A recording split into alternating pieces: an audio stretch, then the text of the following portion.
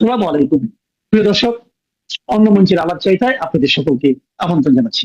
অধ্যাপক ইউনূসের নেতৃত্বে অন্তর্বর্তী সরকারের সময় কথা ছিল সীমান্ত থাকবে নিরাপদ, বিজিবি আর পিঠ দেখাবে না। তবে সেসব কথা ভেসে গেছে সেই যমুনার জলে। স্মরণকালের মধ্যে সর্বোচ্চ অনিরাপদ হয়ে পড়েছে স্থলভাগের সীমা, এমনকি সমুদ্র সীমানাও চরম ঝুঁকিতে। বিশ্লেষকরা বলছেন এই মুহূর্তে বাংলাদেশের সবচেয়ে অনিরাপদ সীমান্ত হলো বাংলাদেশ মিয়ানমার সীমান্ত।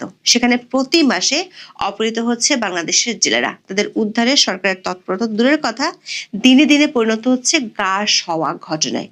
মিয়ানমার অংশে স্বাধীনতাকামী সশস্ত্র গোষ্ঠী আরাকান আর্মির দাপটে বাংলাদেশ মিয়ানমার সীমান্ত বাণিজ্যের অন্যতম কেন্দ্র টেকনাফ স্থলবন্দর 9 মাস ধরে কার্যত অচল হয়ে আছে।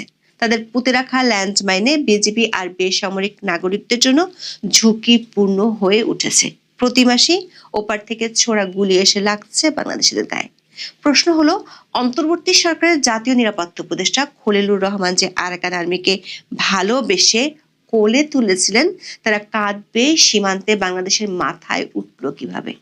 বাংলাদেশের ভেতরে ঢুকে গোলাগুলি করছে মিয়ানমারের সশস্ত্র গোষ্ঠীগুলো।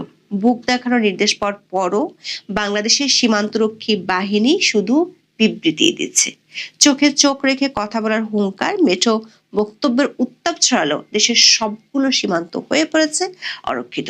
পার্বত্য চট্টগ্রামের বিস্তৃত সীমানার প্রকৃত নিয়ন্ত্রণ কাদের হাতে তা নিয়েও দেখা দিচ্ছে সংশয়।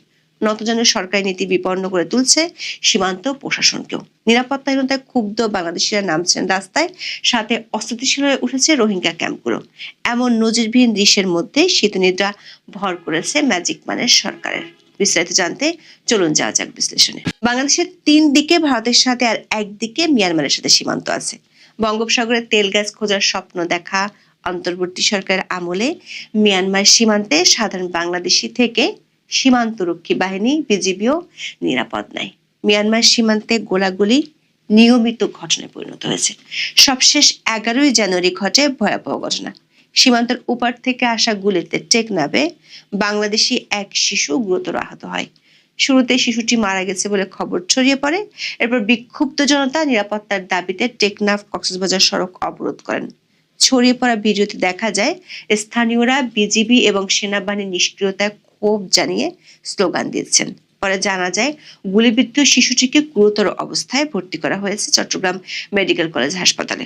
সংবাদ মাধ্যমের খবরে জানানো হয়, বাংলাদেশ মিয়ানমার সীমান্তে রোহিঙ্গা সশস্ত্র গ্রুপের সঙ্গে আরাকান আর্মির কয়েকদিন ধরে ব্যাপক গোলাগুলি চলছে। এতে বহু হতাহতের আশঙ্কা করা হচ্ছে। পালিয়ে বাংলাদেশে ঢোকার সময় 54 রোহিঙ্গা যোদ্ধাকে আটকও করা হয়েছে। তাদের অনেকেই গুলিবিদ্ধ। মিয়ানমারের রাখাইন রাজ্যে আরাকান আর্মির অবস্থান লক্ষ্য করে জান্তা সরকারের বিমান হামলা ও ড্রোন হামলার খবরও পাওয়া গেছে। আর স্থলে আরাকান আর্মির বিরুদ্ধে লড়ছে রোহিঙ্গাদের 3টি সশস্ত্র গোষ্ঠী। এরা হলো আরাকান সালভেশন আর্মি বা ARSA, Arakan Rohingya Solidarity Organisation RSO এবং নবী হোসেন বাহিনী। আর এই তীব্র লড়াইয়ের কারণে অনেকটাই অরক্ষিত হয়ে পড়েছে সীমান্ত সংলগ্ন বাংলাদেশ ভূখণ্ড। দৈনিক প্রথম আলোর এক প্রতিবেদনে জানানো হয়, 3 দিন ধরে টেকনাফের হোয়াইকাং এর ওপারে রাখাইন রাজ্য ও দেশটির সীমান্তে 3 রাত গোলাগুলি ও বোমার বিস্ফোরণ ঘটেছে। ওপারে গুলি এসে পড়ছে হোয়াইকাং সীমান্তের লোকজনের ঘরবাড়ি ও চাষের জমিতে। আতঙ্কে লোকজন স্বাভাবিক চলাফেরা করতে পারছে না। 10ই জানুয়ারি সন্ধ্যা থেকে পরদিন সকাল 9:30টা পর্যন্ত রাখাইন রাজ্যের বড়িবাজার এলাকায় থেমে থেমে ব্যাপক গোলাগুলি মার্টারশেলের বিস্ফোরণ ঘটে। বিকট শব্দের বিস্ফোরণে টেকনাফের হোয়াইকাং ও উখিয়ায় পালংখালী ইউনিয়নের 11টি গ্রাম কেঁপে উঠছে। সাধারণ মানুষ ঘরবাড়ি ফেলে নিরাপদ জায়গায় আশ্রয় নেয়। নাফ নদীও হয়ে উঠেছে বিপদসংকুল। মিয়ানমার সীমান্তে এই যে গোলাগুলির ঘটনা, এটি নতুন কিছু নয়। গত 25শে নভেম্বর দৈনিক যুগান্তরের শিরোনাম ছিল, রাখাইনে জান্তা আরাকান আর্মির মধ্যে তীব্র লড়াই, জনশূন্য 20টি গ্রাম। 23শে নভেম্বর বিডি নিউজ 24 এর শিরোনাম ছিল, আরাকান আর্মির সঙ্গে সংঘাতে আরসা আরএসও ওপারে আতঙ্ক। 2 নভেম্বর ডেইলি স্টার শিরোনাম ছিল সীমান্তে বাড়ছে আরাকান আর্মির হুমকি। এই রিপোর্টে বলা হয়েছে বাংলাদেশ মিয়ানমার সীমান্তে আরাকান আর্মির প্রতিরক্ষা ল্যান্ডমাইন বিস্ফোরণে আহত বর্ডার গার্ড বাংলাদেশ বা বিজিবির এক সদস্যের মৃত্যু হয়েছে। পাহাড় এলাকায় এই সীমান্ত নিরাপত্তা বাহিনীর সদস্য বেসামরিক নাগরিকদের জন্য ঝুঁকিপূর্ণ হয়ে উঠেছে। এই ঘটনায় তার সর্বশেষ উদাহরণ। বিজিবির তথ্য অনুযায়ী 2024 সালের শুরু থেকে মিয়ানমারের সরকারি বাহিনী ও আরাকান আর্মির মধ্যে সংঘাত শুরুর পর এ পর্যন্ত অন্তত 65 জন বাংলাদেশি ল্যান্ডমাইনে আহত হয়েছে। আর আরাকান আর্মির হাতে বাংলাদেশিদের অপহরণ নিয়মিত ঘটনা হয়ে দাঁড়িয়েছে। সরকারি তথ্য অনুযায়ী গত আগস্ট মাস থেকে এ পর্যন্ত আরাকান আর্মি অন্তত 116 জন বাংলাদেশি জেলেকে অপহরণ করেছে। গত বছর প্রথম 9 মাসে অপহৃত 235 জেলার মধ্যে 124 জন ফিরলেও এখনো 62 জন রোহিঙ্গা সহ 111 জন তাদের হাতে বন্দী। গত 4 জানুয়ারি দৈনিক সমকালের একটি খবরের শিরোনাম ছিল নাফ নদে আরাকান আর্মির দাপট, টেকনাফ স্থলবন্দরে সীমান্ত বাণিজ্য বন্ধ 9 মাস, যে কারণে রাজস্ব ক্ষতি 500 কোটি টাকা।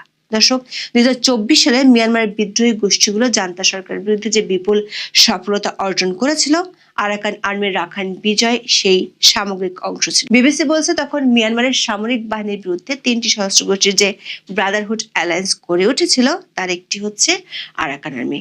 বাকি দুটো হলো তাআং ন্যাশনাল লিবারেশন আর্মি বা জিএনএলএ ও Myanmar national democratic alliance army বা এমএনডিএ। মিয়ানমারকে কেন্দ্র করে আন্তর্জাতিক প্রেক্ষাপট, ভারী অস্ত্রের যোগান, সশস্ত্র বিদ্রোহী গোষ্ঠীগুলোর এক ছাতার নিচে আসা এবং অস্ত্র ভাগাভাগি করা জান্তা সরকারের গুরুত্বপূর্ণ কৌশলগত বাণিজ্যের পথ ও ঘাঁটিগুলো থেকে একে একে বিতাড়িত করতে সহায়তা করে। এই সফলতার পথ ধরে খুব অল্প সময়ের মধ্যে রাখাইনের 17টির মধ্যে 14টি প্রশাসনিক এলাকা আরাকান আর্মি দখল করে নেয়। কিন্তু 1 বছরের ব্যবধানে শান ও কোচিন রাজ্যের নিয়ন্ত্রণ পেতে শুরু করেছে মিয়ানমারের সেনাবাহিনী। পিছু হটতে বাধ্য হচ্ছে বিদ্রোহীরা। এমএনডিএ এখন জান্তা বিরোধী যুদ্ধ বন্ধ করতে সম্মত হয়েছে। ফলে 1 বছর আগের সফলতার গল্পে এখন নিষ্ক্রিয়তা দেখতে পাচ্ছেন মিয়ানমারের যুদ্ধ পরিস্থিতি পর্যবেক্ষণে থাকা সংশ্লিষ্টরা। তারা বলছেন যদিও শান বা কোচিনের বিদ্রোহীদের মতো অবস্থা এখনো আরাকান আর্মির হয়নি, তবু আরসা আর আরএসওর যুদ্ধ তৎপরতার কারণে আরাকানের ঘাঁটিগুলো নিয়ন্ত্রণ করতে এবং সুশৃঙ্খল ফেরাতে বেশ বেগ পেতে হচ্ছে আরাকান আর্মির। ডক্টর মোহাম্মদ ইউনূস ক্ষমতা নেওয়ার পর থেকেই বদলে যায় বাংলাদেশের সীমান্ত নীতি। ভারতের সঙ্গে সম্পর্কে শিথিলতার বড় প্রভাব দেখা যায় সীমান্ত এলাকায়। বিজিবির সঙ্গে বিএসএফ এর মুখোমুখি অবস্থান নিয়মিত খবরের শিরোনাম হচ্ছে। এমনকি উত্তেজনার মধ্যে দুই পারের স্থানীয় বাসিন্দাদের মধ্যেও নজিরবিহীন সংঘাতের বেশ কিছু ঘটনা ঘটে। অন্যদিকে মিয়ানমার সীমান্তের অনেক অংশই এখন বলতে গেলে নিয়ন্ত্রণহীন। করিডোর এবং আরাকান আর্মির প্রতি অন্তর্বর্তী সরকারের প্রকাশ্য সমর্থনে চরম ঘোলাটে হয় পরিস্থিতি। আরাকান আর্মি সশস্ত্র যোদ্ধাদের বাংলাদেশের ভেতরে ঢুকে বিজিবির চোখের সামনে জলকেলি ঘটনাও দেখা গেছে। অন্যদিকে রোহিঙ্গা সশস্ত্র গোষ্ঠীও হয়ে পড়েছে অপ্রতিরোধ্য। এমন অবস্থায় দেশের পুরো সীমান্ত এলাকা জুড়ে ছড়িয়ে পড়েছে ব্যাপক অস্থিরতা। দর্শক, সরকার মুখে কথার তুবড়ি ছোটালো, বাস্তব চিত্র পুরোপুরি উল্টো। ক্ষমতায় আসার 4 মাস না যেতেই স্বরাষ্ট্র উপদেষ্টা জাহাঙ্গীর আলম চৌধুরী হুঙ্কার ছুড়েছিলেন বিএসএফ এর প্রতি। বলেন ভারতীয় সীমান্তে বিজিবি আর পিঠ দেখাবে না, তারা যাতে বুক দেখায় সে নির্দেশনা দেওয়া হয়েছে। তবে তারপরও প্রায় 13 মাসে বিজিবির বুক দেখানোর প্রমাণ খুব একটা দেখা যায়নি। বরং পরিসংখ্যান বলছে 5 বছরের মধ্যে 2025 সালে সীমান্তে সবচেয়ে বেশি মানুষ মারা গেছে। বিজিবিকে পিঠ না দেখানোর নির্দেশনার কি হলো সে ব্যাপারে স্বরাষ্ট্র উপদেষ্টার বক্তব্য গত 1 বছরে আর শোনা যায়নি। তবে পররাষ্ট্র উপদেষ্টা স্বীকার করেছেন অসহায়ত্ব। গত ডিসেম্বরে তিনি অনেকটা সরলভাবে স্বীকার করেন সীমান্ত হত্যা ঠেকানোর সক্ষমতা তাদের নেই, কেবল নিন্দা জানানোই তাদের একমাত্র অস্ত্র। বিশ্লেষকরা বলছেন ভারত সীমান্তেই শুধু নয়, 1.5 বছরে নতুন আতঙ্কের নাম হয়ে দাঁড়িয়েছে মিয়ানমার সীমান্ত। অধ্যাপক ইউনূস সরকারের ভুল নীতিতে এখন সবগুলো সীমান্ত অরক্ষিত হয়ে পড়েছে। গত বছরের 14 মার্চ অধ্যাপক ইউনূস তার বন্ধু জাতিসংঘ মহাসচিব অ্যান্টনিও গুতেরেসকে নিয়ে হঠাৎ করে রোহিঙ্গা শিবিরে ইফতার করেন। সে সময় তিনি রোহিঙ্গারা পরিবারের ঈদ নিজ দেশের মাটিতে করবেন বলে আশা শুনিয়ে বাহাবা দেন। চট্টগ্রামের আঞ্চলিক ভাষায় বলেছেন, আল্লাহর হাসে দোয়া করি সামনের ঈদুজ্জান অনেরা নিজের বাড়ি যাইয়েরে ঈদ গরিন ফারান। এই ঘোষণা নিয়ে সরকার সমর্থকদের মধ্যে আনন্দের বন্যা বয়ে গেল প্রায় 1 বছরে একজন রোহিঙ্গাও ফেরত যাননি। উল্টো বাংলাদেশে নতুন করে ঢুকেছে আরো 2 লাখ রোহিঙ্গা। রোহিঙ্গা শরণার্থীদের মধ্যে আন্তর্জাতিক সহায়তাও কমে আসছে। বিষয়টি নিয়ে জাতিসংঘে একটি বিশেষ আয়োজনে প্রধান উপদেষ্টা যোগ দিলেও এখন পর্যন্ত ফলাফল শূন্য। রোহিঙ্গা সংকট আরো জটিল হওয়ার পাশাপাশি পুরো কক্সবাজার এবং পার্বত্য চট্টগ্রামের মিয়ানমার সীমান্তে তৈরি হয়েছে চরম নিরাপত্তাহীনতা। বিশেষ করে আরাকান আর্মির প্রতি সরকারের খোলাখুলি সমর্থন পরিস্থিতি আরো নাজুক করেছে। বিষয়টি নিয়ে দ্বন্দ্বে জড়িয়ে পড়েছে রোহিঙ্গাদের সশস্ত্র গোষ্ঠীগুলো। মিয়ানমারের জান্তা সরকারের সমর্থন পুষ্ট রোহিঙ্গা গোষ্ঠীগুলোর সঙ্গে আরাকান আর্মির সংঘাত তীব্রতর হওয়ায় দ্বিমুখী সংকটে পড়েছে বাংলাদেশ। নন স্টেট অ্যাক্টর হিসেবে আরাকান আর্মির সাথে দহরম মহরম বাংলাদেশের জন্য বিপদ ডেকে আনতে পারে এমন সতর্কতা সীমান্ত নিরাপত্তা বিশ্লেষকরা অনেক আগেই করেছিল, কিন্তু অন্তর্বর্তী সরকার বিদেশি বন্ধুদের খুশি করতে সে পথেই পা বাড়িয়েছিল। কিন্তু কয়েক মাসের মধ্যেই আরাকান আর্মি তার আসল রূপ দেখানো শুরু করে। গত 8 নভেম্বর বিজিবি এক বিবৃতিতে জানিয়েছিল কক্সবাজার উখিয়ার পালংখালী এলাকায় সীমান্ত পোস্টে হামলা চালিয়েছে আরাকান আর্মি। এতে বলা হয়, আরাকান আর্মি স্বয়ংক্রিয় অস্ত্র সজ্জিত 3 জন সদস্য উদ্দেশ্যমূলকভাবে শূন্যরেখা অতিক্রমের পর বিজিবি চৌকি নিশানা করে 3 রাউন্ড গুলি ছোড়ে কোনো ধরনের উস্কানি ছাড়াই। আরাকান আর্মি যতদিন জান্তার আক্রমণের মুখে বেকায়দায় ছিল ততদিন মাত্র বাংলাদেশের কথায় তাল দিয়ে গেছে। এমনকি সংগঠনটির খোদ সামরিক প্রধান তোয়াইমরাত নাইং বলেছিলেন, রোহিঙ্গাদের মানবাধিকার ও নাগরিক অধিকার বিষয়ে তারা বাংলাদেশের সঙ্গে কাজ করতে আগ্রহী। এরপর বাংলাদেশের জাতীয় নিরাপত্তা উপদেষ্টা ঘোষণা করেছিলেন যে যাই বলুক তিনি আরাকান আর্মির সাথে যোগাযোগ রাখবেন।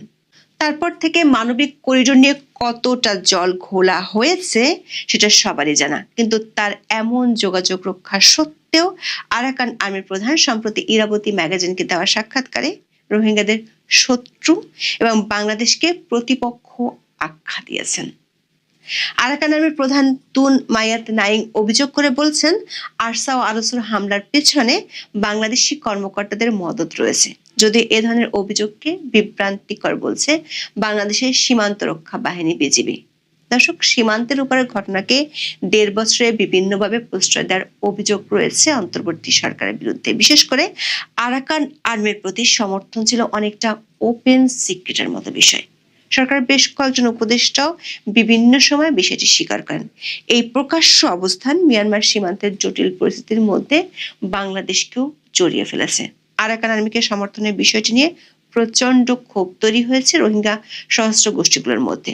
যে কোনো সময় এর বড় ধরনের বিস্ফোরণ ঘটার আশঙ্কা করছেন অনেক নিরাপত্তা বিশ্লেষক। প্রশ্ন হলো, একটি অনির্বাচিত সরকার হয়ে মিয়ানমার ইস্যুতে এমন স্পর্শকাতর অবস্থান নেওয়া হচ্ছে কেন? কেন আরাকান নিয়ে এত বেশি আগ্রহী বাংলাদেশের অন্তর্বর্তী সরকার? এর ফলে গোটা সীমান্ত এলাকায় ছড়িয়ে পড়া অস্থিরতার ভুক্তভোগী হচ্ছেন সাধারণ বাংলাদেশিরা। এই অস্থিরতার দায় কি এড়াতে পারবে 1.5 বছরের ম্যাজিক্যাল সরকার? এখন এই পর্যন্ত। আগামী কয়েকটি দিন ভীষণ রকম গুরুত্বপূর্ণ আমাদের রাজনীতির জন্য, টার্নিং পয়েন্ট, এবং অ্যাট দ্য সেম টাইম আমাদের রাষ্ট্র, আমাদের কূটনীতি, আমাদের রাষ্ট্রীয় নীতি এবং আমাদের যে ভবিষ্যৎ সরকার অথবা বর্তমান সরকার, সব কিছুর সম্ভাবনা এবং সব কিছুর বিপদ বিপত্তি একই বিন্দুতে এসে এই মুহূর্তে যেভাবে দাঁড়িয়েছে, তার ফলে রাজনীতির যে বাঁক, টার্ন, এটি যে কোনো দিকে চলে যেতে পারে। দেখুন তো, একবার একটু চিন্তা করুন তো, যে বাংলাদেশে উসমান হাদি যেভাবে হত্যাকাণ্ডের শিকার হলেন, এটা কি আপনার চিন্তার মধ্যে ছিল? উসমান হাদির হত্যাকাণ্ডের ফলে পুরো রাজনীতি কিভাবে একটা টার্নিং পয়েন্টে চলে গেল। প্রথমে এটা মনে করলাম একটা নিছক হত্যাকাণ্ড, পরবর্তী দেখা গেল যে এর পিছনে একটা বিরাট জ্ঞান কাজ করছে, এবং এই হত্যাকাণ্ডকে কেন্দ্র করে মানুষের আবেগ যেভাবে জাগ্রত হলো বা যেভাবে মানুষের আবেগকে জাগিয়ে তোলা হলো, তার প্রেক্ষিতে বিএনপির জন্য রাজনীতি করাটাই ঝুঁকিপূর্ণ হয়ে গেল। এবং বিএনপি ভাবলো, বুঝতে পারলো যে তারেক রহমান সাহেবের উপস্থিতি ছাড়া কোনো অবস্থাতেই এই যে হাদির হত্যাকাণ্ডকে কেন্দ্র করে যে পরিস্থিতি তৈরি হয়েছে, এটা সামাল দেওয়া সম্ভব নয়। বিএনপি ব্যাকফুটেজে চলে যাচ্ছিল। সেখান থেকে সামনের সারিতে আসার জন্য জনাব তারেক রহমান সাহেব দেশে আসলেন দেশে আসার পর তার আম্মা ইন্তেকাল করলেন। এই দুটো ঘটনা আবার 180 ডিগ্রি অ্যাঙ্গেলে হাদি হত্যাকাণ্ডের পরে যে পরিবেশ পরিস্থিতি তৈরি হয়েছিল সেটাকে রিভার্স করে দিল এবং পুরো পরিবেশ পরিস্থিতি জনাব তারেক রহমান সাহেব এবং বিএনপির পক্ষে চলে গেল। এবং 25 তারিখ থেকে আজকে 10 তারিখ পর্যন্ত পুরো ঘটনা একটার পর একটা বিএনপির পক্ষে যাচ্ছিল। কিন্তু বিএনপির প্রতিপক্ষ যারা আছে তারা তো বসে নেই, তারা তাদের মতো সেই একটার পর একটা প্রোগ্রাম করে যাচ্ছে। এবং তারা এই গত 17 মাসে যে দাবার চাল দিতে অভ্যস্ত হয়ে পড়েছে, তারা বিভিন্ন কৌশল অবলম্বন করে যেভাবে তারা একটার পর একটা সফলতার মুখ দেখেছে, যেভাবে গুপ্ত থেকে নিজের পরিচয় গোপন করে তারা আওয়ামী লীগের 12টা বাজিয়ে দিয়েছে, যেভাবে গুপ্ত থেকে তারা বিএনপির 12টা বাজিয়ে দিয়েছে, যেভাবে গুপ্ত থেকে ডক্টর মোহাম্মদ ইউনূসকে তারা পেট্রোনাইজ করে যাচ্ছে, যেভাবে গুপ্ত থেকে রাষ্ট্রের বিভিন্ন বিভাগ অনুবিভাগ এবং রাষ্ট্রের বাইরে যে সকল শক্তিশালী চক্র রয়েছে তাদের সঙ্গে কোনো রকম পরিচয় প্রকাশ না করে কেবলই মাত্র গুপ্তভাবে তারা যে সংযোগ স্থাপন করছে এবং যে শক্তি তারা অর্জন করে ফেলেছে, আপনি যদি তুলনা করেন বিএনপির সঙ্গে কিংবা আওয়ামী লীগের সঙ্গে, সেই তুলনায় আওয়ামী লীগ এবং বিএনপির এই যে প্রতিপক্ষ রাজনৈতিক শক্তিটি, দক্ষিণপন্থী শক্তিটি, তাদের কাছে আওয়ামী লীগ বিএনপি রীতিমতো শিশু, অবোধ শিশু। তো এই যে এখন বিএনপি রাজনীতির ময়দানে 15 দিন ধরে তাদের যে দাপট, সেই দাপট নিয়ে জনাব তারেক রহমান সাহেব বগুড়া যাচ্ছিলেন। তো তিনি যদি বগুড়া যেতে পারতেন বা যেতেন, তার যাওয়ার দরকার ছিল না, প্রথমত তার যাওয়ার দরকার ছিল না, কিন্তু যেহেতু তিনি যাচ্ছেন বা যাওয়ার সিদ্ধান্ত নিয়েছেন, তখন এটাকে সেলিব্রেট করার জন্য ঢাকা থেকে বগুড়া পর্যন্ত যা কিছু হতো যাওয়া এবং আসার পথে, সেটা আগামী আরো 7 দিন পুরো পরিস্থিতি বিএনপির পক্ষে থাকতো এবং সবাই শুধু ইয়া বিএনপি, ইয়া বিএনপি, বিএনপি ছাড়া কিচ্ছু না, এই কথাই বলতো। রাস্তার দুই পাশে লক্ষ লক্ষ মানুষ, হাজার হাজার গেট, হাজার হাজার গাড়ির বহর, সব কিছু নিয়ে বিএনপি যে মহড়া দিত, ওই সমপর্যায়ের মহড়া বিএনপি যারা প্রতিপক্ষ তাদের দেওয়া তো সম্ভব ছিলই না, বরং ওই মহড়া যদি তাদের প্রতিপক্ষকে দেখতে হতো নিজের চোখ দিয়ে এবং ওই মহড়ার স্লোগানগুলো তাদের যদি নিজেদের কান দিয়ে শুনতে হতো, তো এটা যে তাদের জন্য কত কষ্টের ছিল, কত বেদনার ছিল, সেটা ভাষায় প্রকাশ করা যাবে না। ফলে তারা কি করলো, ছোট্ট একটা সুইচ চেপে দিল, no sound, no how, no cow, just push switch, সঙ্গে সঙ্গে বগুড়া যাওয়া বন্ধ হয়ে গেল। এখন তো বিএনপি যারা লোকজন হাই হাই, এটা কেন হলো, ওটা কেন হলো। নির্বাচনের এই সময়টিতে নির্বাচনের বিধি ভঙ্গ করে জনাব তারেক রহমান সাহেব যদি যান, বগুড়াতে যান, তাহলে এটি নিয়ে মামলা হবে, আইনগত জটিলতা হবে। কাজে তিনি যেতে পারছেন না, নির্বাচন কমিশন নিষেধ করে দিয়েছে। ভালো কথা, তিনি আইন মান্য করছেন, কিন্তু এই সিদ্ধান্তটা যদি তিনি আগে নিতে পারতেন এবং যদি ঘটনা এইরকমই হবে তার যদি একটা ধারণা থাকতো, তাহলে এই বিব্রতকর পরিস্থিতি তৈরি হতো না। দ্বিতীয়ত, এখনও তিনি যে কাজকর্মগুলো করে যাচ্ছেন, বিএনপির যারা লোকজন আছেন তারা করাচ্ছেন বা তিনি করছেন, এগুলো প্রতিপক্ষকে যথেষ্ট সুযোগ করে দিচ্ছে। This not the time for celebration. একটা সিনেমা দেখছিলাম, হিন্দি সিনেমা, অসাধারণ একটা হিন্দি সিনেমা, সেটা হলো বিখ্যাত অভিনেতা নাসিরুদ্দিন শাহ। তো তার সাথে গন্ডগোল একজন ভিলেনের। তো ভিলেনেরকে বেশ কয়েকবার আক্রমণ করেছে, মারধর করেছে নাসিরুদ্দিন শাহ। তো ভিলেন খুব রেগে গেছে এবং সে শেষ পর্যন্ত কি করলো, অনেক কসরত করে নাসিরুদ্দিন শাহের বেডরুমে ঢুকে গেল। তো বেডরুমে ঢুকে সেই নাসিরুদ্দিন শাহের সামনে পিস্তল উঠিয়ে 1 ঘন্টা গালাগালি করলো, তুই আমাকে এটা করেছিস, ছোটা করেছিস, আজ থেকে মেরে ফেলবো, তোর শেষ ইচ্ছা কি আছে, ইত্যাদি ইত্যাদি নানা রকম কথা সিনেমায় যাওয়া হয়। তো এরই একটা ফাঁকে নাসিরুদ্দিন শাহ, তার পাশে পিস্তল ছিল, সেই পিস্তল দিয়ে জাস্ট একটা শুট করে ভিলেনকে মেরে ফেললো। তারপর শেষে ইংরেজিতে যেটা বললো, স্টুপিড, তুই যে সময়টাতে কথা বলছিলি সেটা আসলে কথা বলার সময় নয়, এটা হলো গুলি চালানোর সময়। তো তুই যে ভুল করেছিস আমি সেই ভুল করছি না বা করিনি, যার জন্য এনজয় ইউর টাইম, তুই মরে যা এবং কবরে গিয়ে তোর সময়টা উপভোগ কর। তো সেক্ষেত্রে বিএনপির জন্য এখন যে সময়টা, এই সময়টা আনুষ্ঠানিকতার সময় নয়, অপ্রয়োজনীয় কোনো সময় নয়। তার প্রত্যেকটা মুহূর্ত সে অর্থাৎ তারেক রহমান সাহেব এবং তার নেতাকর্মীরা নির্বাচনের কর্মকাণ্ডে যত ব্যস্ত থাকবেন এবং তারেক রহমান সাহেব যতটা লোকচক্ষুর অন্তরালে থাকবেন, তানহাই থাকবেন, একাকী থাকবেন, তত তার জন্য ভালো হবে। কোনো অনাহত গেস্টকে তিনি সাক্ষাৎকার না দিয়ে বরং তার যে বিষয় দরকার, যাদের সাথে আলোচনা তার দরকার, যাদের বুদ্ধি দরকার, পরামর্শ দরকার, তো তাদের সঙ্গে তিনি কথা বলতে পারেন, তাদেরকে দাওয়াত দিতে পারেন। এমনকি কিছু কিছু জায়গা আছে তিনি নিজে গোপনে তাদের সঙ্গে গিয়ে দেখা করতে পারেন, আলোচনা করতে পারেন। এটা তার প্রধানমন্ত্রী হওয়ার পথে অনেক অনেক সাহায্য করবে। কিন্তু তিনি মঞ্চে বসে আছেন, অসংখ্য মানুষ আসছে, সবাই বক্তব্য দিচ্ছে, 4 ঘন্টা 5 ঘন্টা চলে যাচ্ছে। 5 স্টার হোটেলে তিনি বহু মানুষের সাথে হ্যান্ডশেক করছেন। ইট লুকস গুড, দেখতে খুব ভালো লাগে এবং এটা প্রয়োজন, তবে এখন নয়। যদি কেউ প্রধানমন্ত্রী হয়ে যায়, প্রধানমন্ত্রী হওয়ার পর আনুষ্ঠানিকতা করার জন্য, সময় কাটানোর জন্য, নিজের রয়্যালিটি দেখানোর জন্য এগুলো দরকার। কিন্তু এই মুহূর্তে এই জিনিসগুলো দরকার নেই। দ্বিতীয়ত, আল্লাহ না করুক, আসলে ক্ষমতা তো আল্লাহর হাতে। 1991 সালে আমরা শেখ হাসিনাকে দেখেছি যে তিনি এরকম আজকে তারেক রহমান সাহেবের মতো খুব, যাকে বলা হয়, সেলিব্রেট করছিলেন।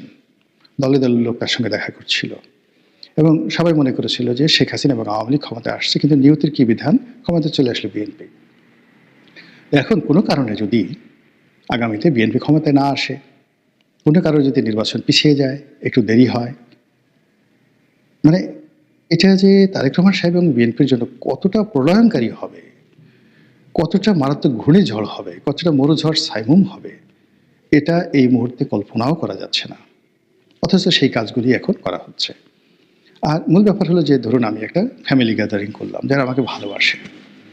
তো যারা আমাকে ভালোবাসে তারা আমার সামনে আসলো, আমার দলের লোক, তারা আমার প্রশংসা করলো, বা আমার দলের বা পরিবারের কিছু কিছু লোক আছে এটাও রাগ হয়ে আছে, তারা এসে একটা কথাবার্তা বললো, এটা একটু 2 পয়সার মূল্য নাই আমার কাছে। এরা আমার পরিবারের লোক, আপন লোক, এরা থাকবেই, এরা আমাকে সহযোগিতা করবে, এদের অস্তিত্বের জন্য তারা আমাকে সহযোগিতা করবে এবং তারা করে যাচ্ছে। কিন্তু আমি আমার মূল্যবান সময় ব্যয় করে আমার প্রতিপক্ষ কি করছে, প্রতিপক্ষর উপর নজরদারি করা, তাকে নিয়ে চিন্তা ভাবনা করা, এরপরে সাধারণ আমজনতার সাথে মত বিনিময় করা এবং পুরো পরিবেশ পরিস্থিতি নিজে অনুধাবন করা, এই কাজগুলো বিএনপি যারা কর্তা ব্যক্তি তারা পারছেন না। ফলে সবকিছু যত সহজ মনে হচ্ছে, সবকিছু যত যাকে বলা হয় মনে হচ্ছে যে ধরলেই হয়ে যাবে, আমার কাছে পুরো পরিস্থিতি কিন্তু আসলে সেরকম মনে হচ্ছে না। বরং যা হতে পারত, নিশ্চিত যা হতে পারত, এইরকম সম্ভাবনাময় অনেকগুলো সেক্টর বা অনেকগুলো খাতকে আলটিমেটলি নষ্ট করে দেওয়া হয়েছে। অনেকগুলো সমস্যা হতো না, কিন্তু এই গত কয়েকদিনে, গত 15 দিনে এমন কিছু ঘটনা ঘটেছে যা কিনা অনেকগুলো ঘটনাকে অনিবার্য করে চলেছে এবং বিএনপির আগামীর যে চলার পথ, সেই চলার পথের যে প্রশস্ততা ছিল সেটা সংকীর্ণ হয়ে গেছে। যে সম্ভাবনা ছিল সেই সম্ভাবনাগুলো এখন বিপত্তির কারণ হয়ে দেখা দিয়েছে। আমি এই সময়টাতে কোনো নেতিবাচক কথা বলতে চাই না, এখনো ইলেকশনের যথেষ্ট সময় আছে। ইলেকশনের 24 ঘন্টা আগেও অনেক কিছু হয়ে যায়, কাজে এখনো অনেক কিছু পরিবর্তন করার সময় আছে। তো বিএনপি যারা কর্তা ব্যক্তি, জনাব তারেক রহমান সাহেব, তারা যদি শতভাগ নিশ্চিত হয়ে তারেক রহমান সাহেবের সরকার গঠন করে ফেলেন, সেই সরকারের মন্ত্রী হবেন কারা, এমপি হবেন কারা, তাদেরকে সাক্ষাৎকার নেওয়া শুরু করেন, তারপরে পোশাক বানানো শুরু করেন, এই সমস্ত কল্পনা করেন, সেটা তাদের ব্যাপার। কিন্তু সেটা না করে তারা যদি এই সময়টিকে মনে করেন যে এটা একটা যুদ্ধক্ষেত্র এবং ফেব্রুয়ারি মাসের 12 তারিখ পর্যন্ত আমাদেরকে যুদ্ধ করতে হবে, গভীর রাত পর্যন্ত, যতক্ষণ না পর্যন্ত বঙ্গভবনে গিয়ে আমরা শপথ গ্রহণ না করব আর পার্লামেন্ট মেম্বাররা গিয়ে পার্লামেন্টে বসে শপথ গ্রহণ না করবে, ততক্ষণ পর্যন্ত আমাদের এই যুদ্ধ অব্যাহত থাকবে। যুদ্ধের ময়দানে বিয়ে হয় না, যুদ্ধের ময়দানে গান বাজনা হয় না, যুদ্ধের ময়দানে কোনো আনুষ্ঠানিকতা থাকে না, রাজা সিংহাসনে এইভাবে বসে না, তাকে যুদ্ধের পোশাকে বসে থাকতে হয়। তো এখন যে একটা নির্বাচনী ব্যাটেল চলছে, যুদ্ধ চলছে, সেই নির্বাচনী ব্যাটেলে আমার কাছে মনে হচ্ছে যে বিএনপির যোদ্ধারা পর্যাপ্ত সময় দিচ্ছেন না। মহান আল্লাহ আমাদের সবাইকে হেদায়েত দান করুন।